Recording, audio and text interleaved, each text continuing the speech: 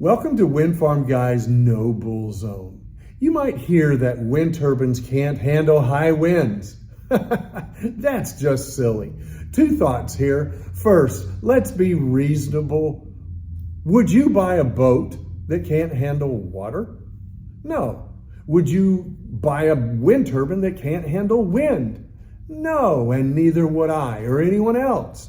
If a particular turbine would have wind issues, the manufacturer would have to fix the problem, then fix the design, because a company that puts out junk goes out of business. It's that simple. Second, I don't know of much of anything man-made that can withstand a direct hit of an EF5 tornado. So what? Neither can your car, your boat, your house, your shop. That's a goofy statement. It's a diversion. This is Dennis Stout, and I'm the Windfarm Guy.